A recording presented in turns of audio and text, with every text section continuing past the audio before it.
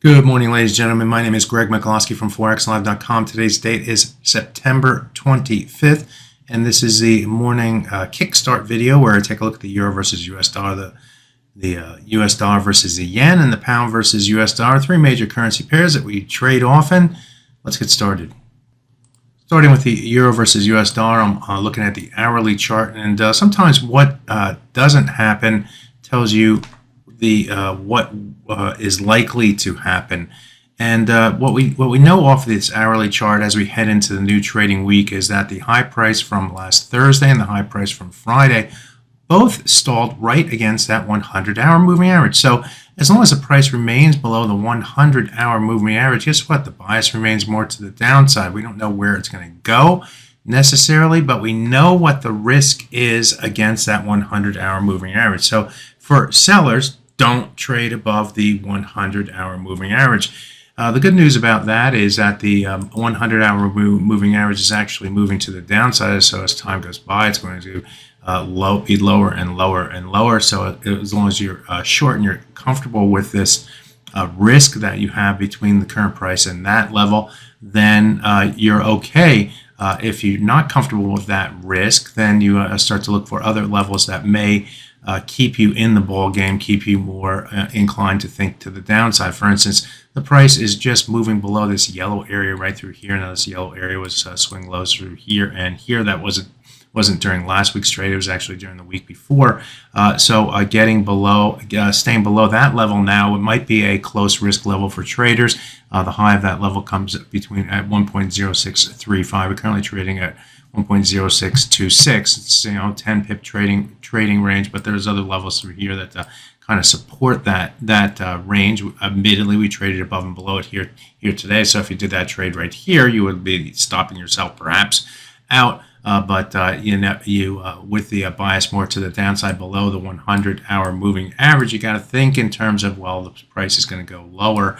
So what you want to see now is trade below, keep below the 106.35 level, and we start to look toward the low price from Friday's trade and from Thursday's trade. Those levels came in around the 106.14 level, and getting and staying below those levels would be key for the euro versus US dollar next as the targets to get to and through. Now, I'm going to go to the daily chart and also point out a key level that I've been talking about here for a while in the euro versus US dollar, and that's this 38.2% retracement. This is of the move up from the September 2022 low to the high price that we saw in the month of July.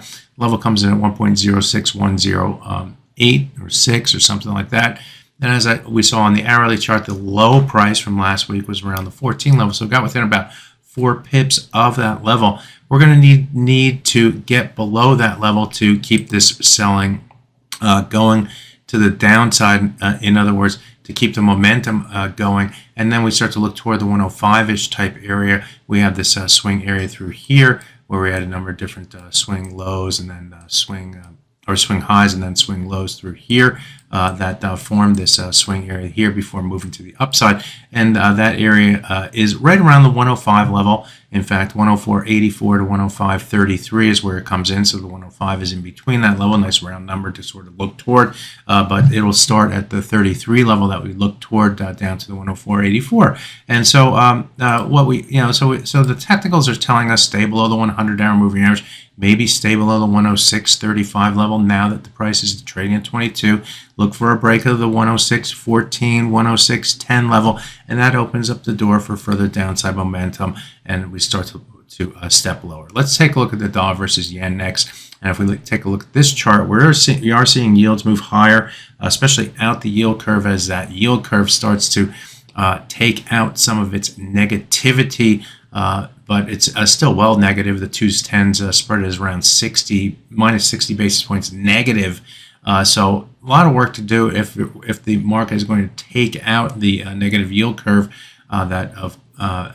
so what we're seeing is yields move higher, and we're seeing the dollar yen follow in its steps to the upside.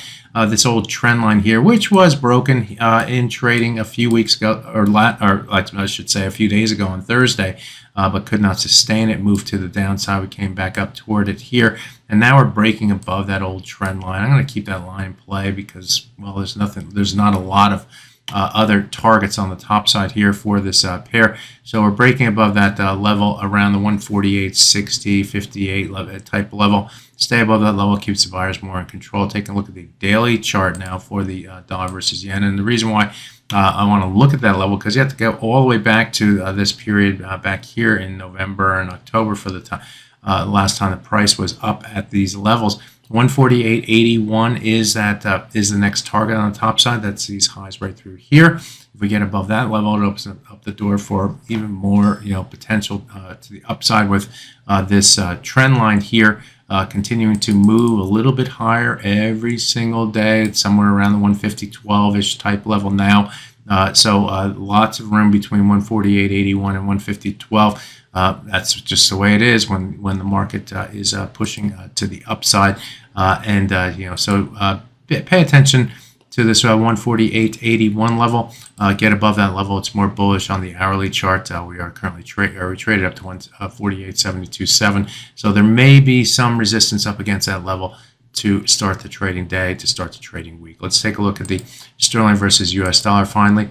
And if we look at this on the hourly chart, it is continuing its move to the downside here. It's been, if we look at going back to March, it was at 118.40, moved up to 131.42, and now, rotating all the way to the downside here. And if we go even further back in time to the 2022 low, which is way down here at 103, it seems like a big move to the downside here. We haven't gotten anywhere close to the 38.2% retracement or working toward that level at the 120.76 level. So there's a lot of room to roam here. But on the daily chart here, we do have some resistance, or some support being tested just at these swing levels. Again, this is a daily chart, so this was a ceiling area through here and then became a floor area through here before moving to the upside. So we are within that area between 121.81 and 122.27. If we break below the 121.87 level, that would open up the door and start to look toward the 120.76 level. It's still 110 pips away from that breaking below that level.